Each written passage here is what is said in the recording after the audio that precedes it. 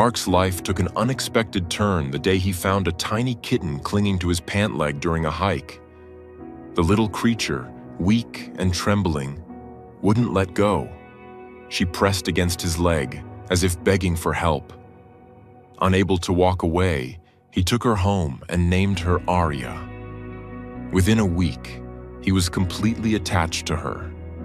She followed him around the house like a shadow, curling up beside him as he worked, and quickly became a part of his daily life. He couldn't imagine life without her. He even started to wonder why more people didn't adopt stray cats. Though deep down, he sensed that Arya was different. But as days passed, something wasn't right. The kitten kept growing bigger every day, and her behavior became stranger. The animal Mark had rescued wasn't a kitten at all, and when he discovered the truth, it was devastating. Arya wasn't just a bobcat, and she was never meant to be someone's pet. Before we start, hit the like button and make sure to subscribe if you haven't, and hit that notification bell so that you won't miss any new stories. Mark Harrison, at 68, had come to measure his life in silences. The loudest, most profound silence was the one that had filled his small cabin in the foothills of the North Carolina Blue Ridge Mountains for 2 years, ever since his wife, Eleanor, had passed. The ticking clock on the mantle, the whisper of the wind in the pines, the popping of the wood stove. They were just small noises punctuating a vast, empty quiet. His days fell into a simple, unyielding rhythm. Coffee, woodworking, a long hike, dinner for one, and then the long evening spent staring into the fire. It was on one of these hikes, a crisp Tuesday in late October, that the silence was broken. He was on the Laurel Creek Trail, a path he'd walked 1,000 times when he heard it. A high-pitched, desperate mewing. It was so thin, it was almost birdsong. He stopped, scanning the carpet of fallen, damp leaves. Nothing. He took another step, and it came again, frantic and close. Mark pushed aside a spray of rhododendron and looked down. There, trembling on the dark earth, was a kitten. It was the smallest living thing he had ever seen. Its fur a mess of spots and tufts, its ears comically large for its tiny, triangular face. Its ribs showed clearly through its thin coat, and it was shivering so violently he could see it from a yard away.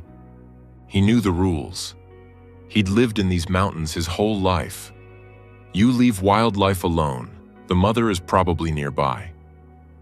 He stood there for a full minute, waiting.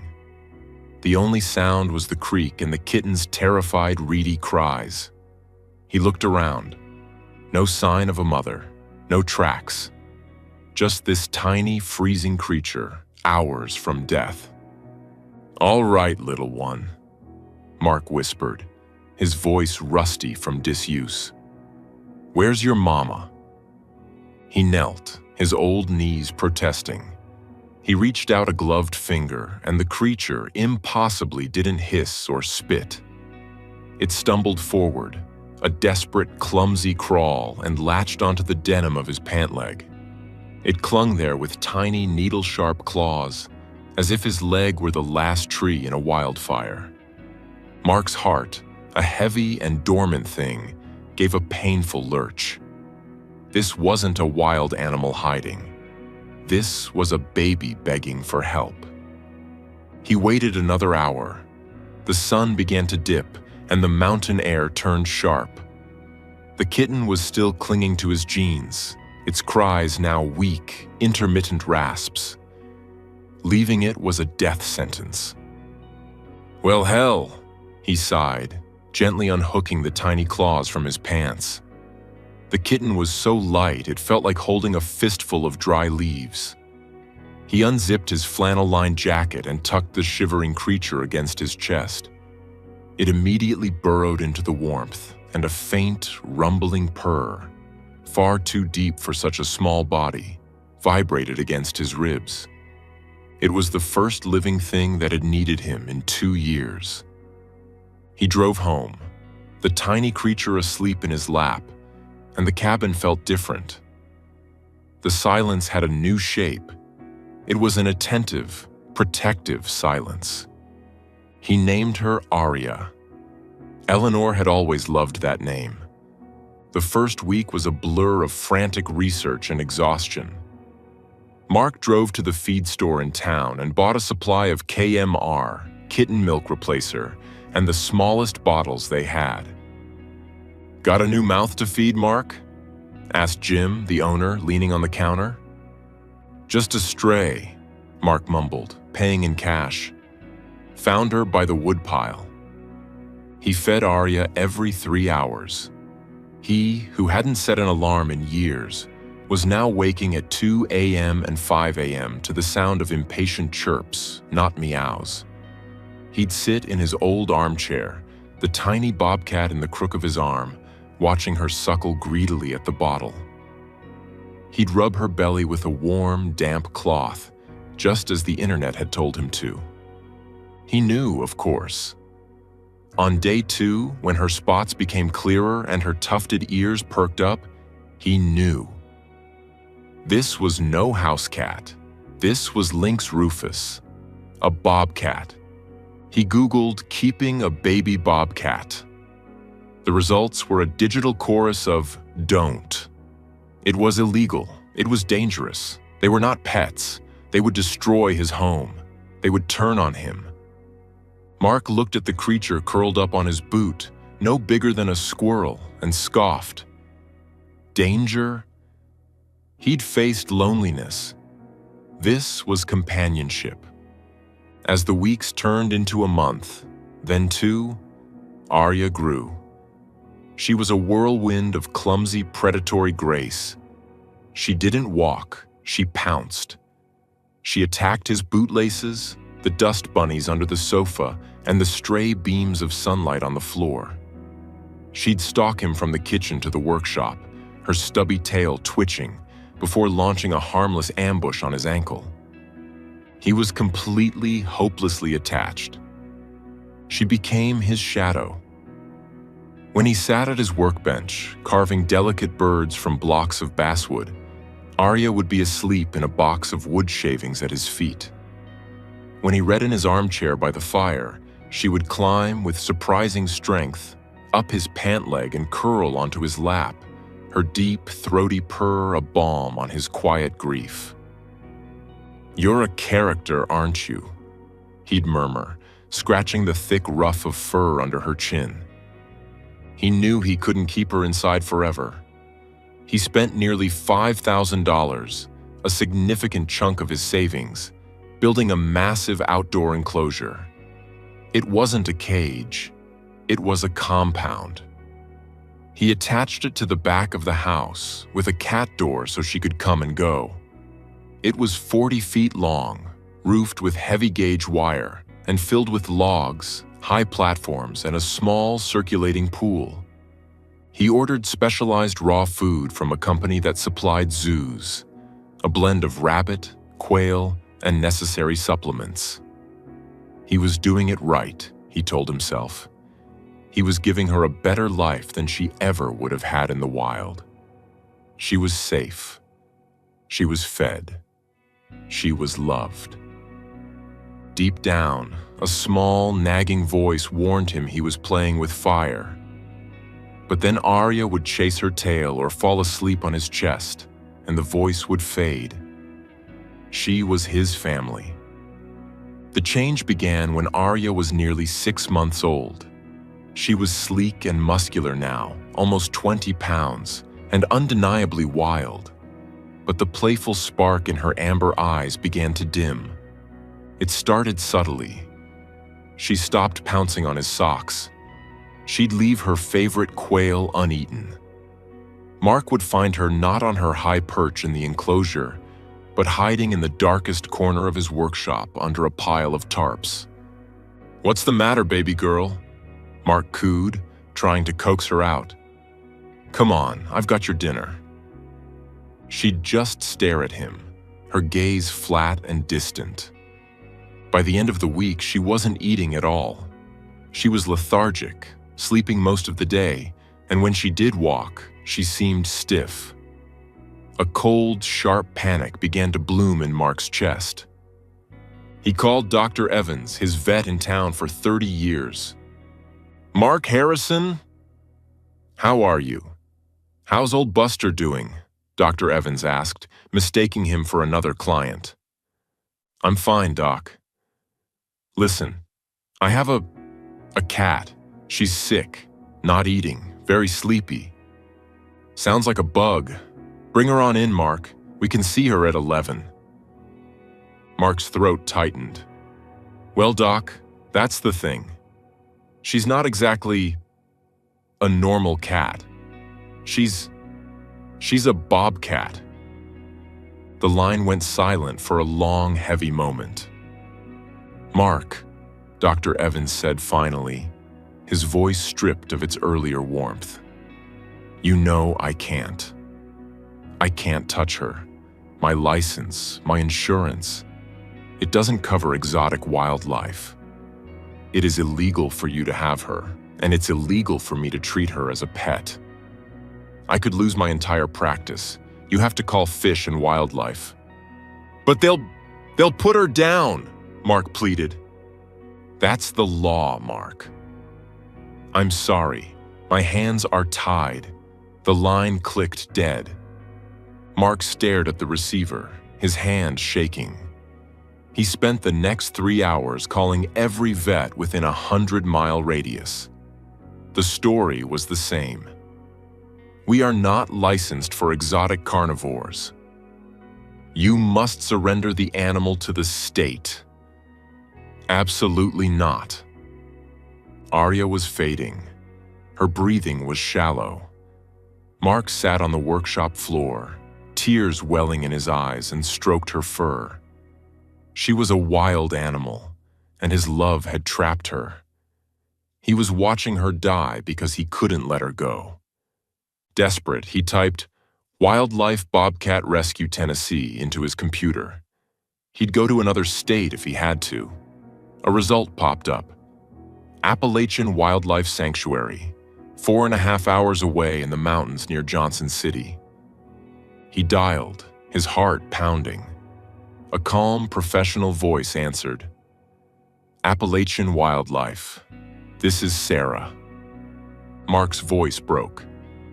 Please, you have to help me. I have a bobcat.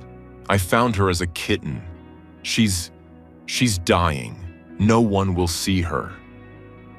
He poured out the whole story, the finding, the feedings, the enclosure. He expected a lecture, but the woman just listened. "Sir?" Sarah said, her voice firm but not unkind. "What you're describing sounds like a severe metabolic or nutritional deficiency. Or she could simply be suffering from the stress of captivity. An enclosure, no matter how large, isn't the wild. Her instincts are telling her she's in the wrong place, and it's shutting her down." "Can you help her?" Mark whispered. There was a pause. "We can examine her at no cost. But you must understand, Mr. Harrison. If we take her in, she will not be returned to you. Our only mission is to rehabilitate and release. If she is too sick to be released, she will remain at the sanctuary as an educational animal. But she will never be a pet again." The words hit Mark like a physical blow. Lose her. The thought of the cabin empty again. The silence returning, heavier this time. But then he looked down at Arya, her body limp, her eyes dull. His love or her life? It wasn't a choice. "I'm coming," he said. "I'm leaving right now." The 5-hour drive was the longest of Mark's life. Arya lay in a large dog carrier in the passenger seat, nestled in one of Eleanor's old, soft quilts. He talked to her the whole way, his voice thick with grief. "I'm so sorry, baby girl. I messed up. I didn't want to be alone. But I'm going to get you help. They'll make you better. You'll be able to run in the real woods." He arrived at the sanctuary, a sprawling, clean facility set deep in a valley. It smelled of pine disinfectant, hay, and a musky animal scent he couldn't place.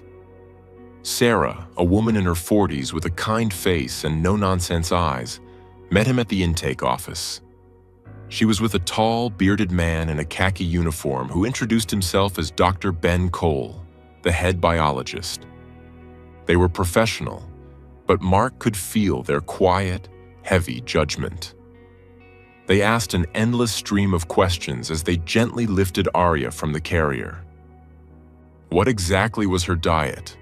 Dr. Cole asked, his eyes scanning her body, his fingers probing her joints. I got a special blend from a zoo supplier, raw rabbit, and... Any supplements? Calcium? Taurine? The food said it was complete. Dr. Cole nodded grimly, writing on a clipboard. Her joints are swollen, Mr. Harrison. It's likely metabolic bone disease. Her body couldn't process the nutrients.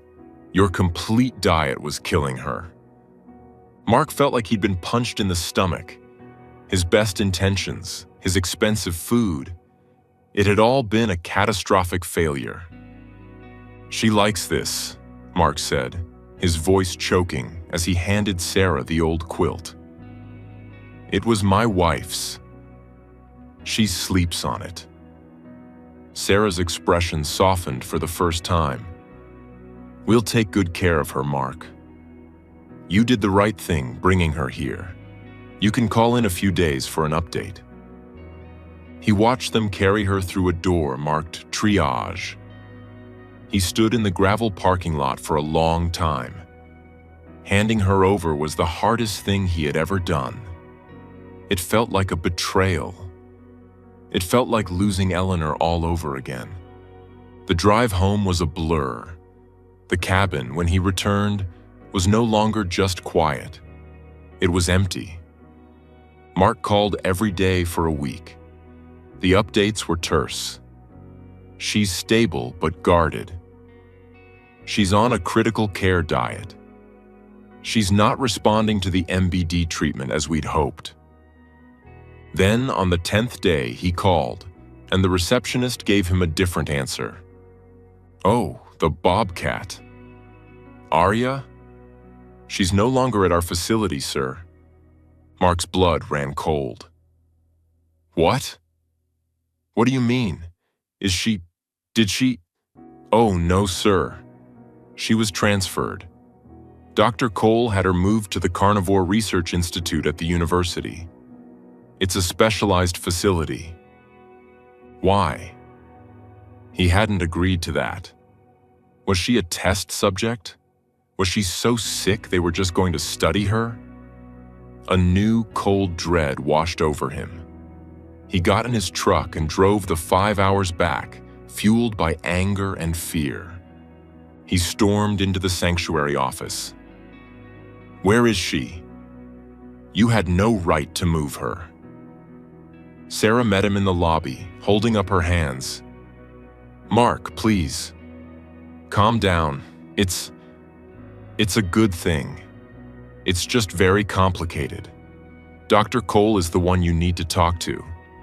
He's at the institute. He's expecting you." "Expecting me? I called him when you left your cabin.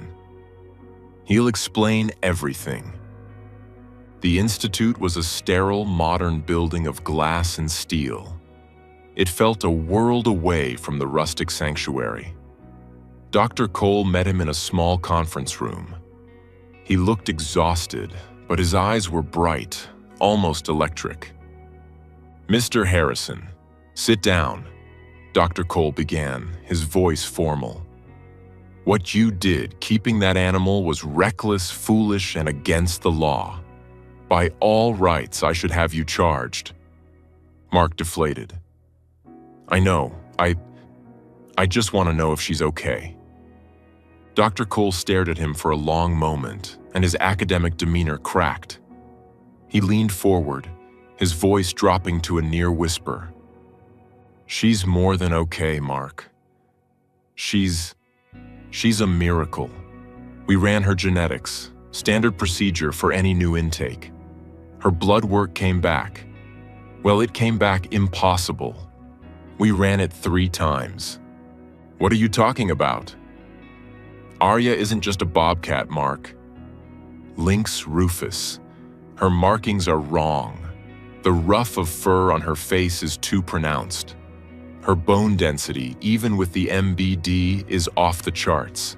She doesn't match any known local population." Dr. Cole clicked a remote. A black and white photo of a stuffed, snarling cat from a museum appeared on the wall. "This," Dr. Cole said, "is a Lynx rufus highlandus, the eastern highland bobcat, a subspecies we believed was hunted to extinction. The last confirmed specimen was shot in this state in 1892. We thought they were gone forever." He clicked again. A photo of Arya taken a few days ago appeared next to it. The similarities were undeniable. "Her DNA," Dr. Cole said, his voice filled with awe, "is a 99.8% match to a tissue sample we have from that 1892 specimen. Mark, Arya is a ghost. She's living proof of a lost genetic lineage." Mark couldn't breathe. "So, what does that mean?" "It means," Dr. Cole said, "that your pet is the single most important carnivore discovery in the Appalachians in a century. It means there might be more of them out there. A tiny, hidden population. She isn't just a rescued kitten, Mark. She's a genetic key.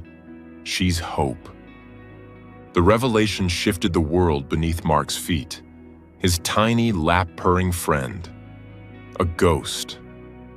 "The reason she was sick," Dr. Cole continued, "wasn't just the diet. Her subspecies is highly specialized. She's built for high altitudes, for hunting snowshoe hare and grouse.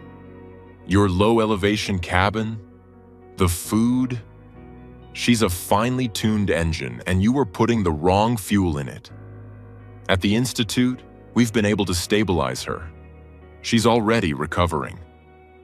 "So, what happens now?" Mark asked. "Now," Dr. Cole said, "we save her species. And you, Mark, are going to help us." The next 6 months were a strange dream. Mark was given a special volunteer badge for the Institute. He was no longer her owner. He was, as Dr. Cole jokingly called him, her founding patron. His task, given his woodworking skills, was to help build the final stage rehabilitation enclosure, a massive 3-acre patch of forested hillside, double-fenced and secure. He worked alongside biologists and students, building platforms and dens that mimicked the high-altitude forests Arya belonged to. He saw her, but only from a distance, through binoculars. She was magnificent. She had grown into a powerful 30-pound predator. Her coat was thick and silvery, her ear tufts long and black, her gaze sharp and wild. They were teaching her to hunt live prey, rabbits and quail released into her enclosure. He watched her make her first kill, a silent, lightning-fast ambush. She was no longer his Arya. She was a wild queen, and his heart swelled with a pride so fierce it almost hurt. Finally, the day came. It was a cold, bright morning in late April. They drove her in a specialized transport crate high into the Black Balsam Range, a remote, protected wilderness area where the 1892 specimen had been found. It was a place of spruce fir forests and sweeping grassy balds. Mark was there, along with Dr. Cole and Sarah. "She's fitted with a satellite collar," Dr. Cole said quietly as they stood before the crate. "We'll be able to track her. But this is it. The rest is up to her. He looked at Mark. You found her, Mark. It's only right. You open the door. Mark's hands trembled. He walked to the crate and fumbled with the heavy steel latch. He pulled it free and the door swung open. Arya didn't bolt. She stepped out slowly, cautiously. She was a stunning, powerful animal. She stood at the edge of the clearing, her head raised, tasting the wind. She looked at the endless peaks, a landscape she had never seen but that her very bones recognized. Then, she turned her head. She looked directly at Mark, her amber eyes meeting his across the 30 feet of mountain grass. It wasn't a look of affection. It wasn't thank you or goodbye. It was deeper. It was a look of acknowledgement, a silent, primal connection that spanned the gulf between their two worlds. Then, in two powerful, silent bounds, she was gone. She vanished into the dark shadows of the spruce forest as if she were never there at all. Mark stood there. The image of her burned into his mind. He was sobbing, great, heaving breaths that tore from his chest. But it wasn't just grief. It was relief. It was awe. It was a profound, wrenching, beautiful release. That moment broke his heart and healed it all at once. Sarah put a kind hand on his shoulder. You did the right thing, Mark. He wiped his eyes on his sleeve, looking at the empty forest. No, he whispered. She saved me. And now she's home. Years passed. Mark Harrison, now 73, was a different man. He was a permanent volunteer at the Appalachian Wildlife Sanctuary, using his skills to build enclosures and enrichment toys for the actual orphans that came in. He often spoke to new volunteers and to people who, like him, had tried to rescue a wild animal. He told his story. He told them that real love isn't about holding on, it's about letting go. The cabin was still quiet, but it was no longer empty. It was filled with purpose. He was in his workshop one Tuesday, sanding a new perch for a rescued hawk, when his phone rang. It was Dr. Cole. Mark? Ben Cole. Ben! How are you? It's been a while. I'm good, Mark. I'm better than good. We got one. Mark's heart stopped. Got one. A camera trap, high up near Shining Rock. It's her. We confirmed the collar signal faded 2 years ago. Battery died, which is normal. We've been flying blind, but we got her. She looks healthy, strong. Oh, Ben, that's wonderful news, Mark said, sitting down. That's not the news, Mark, Dr. Cole said, his voice thick with emotion. She wasn't alone. We got her on video. She has 2 cubs. 2 of them, Mark. Spotted, healthy. We got a hair sample from a snare we set. Their genetics are pure.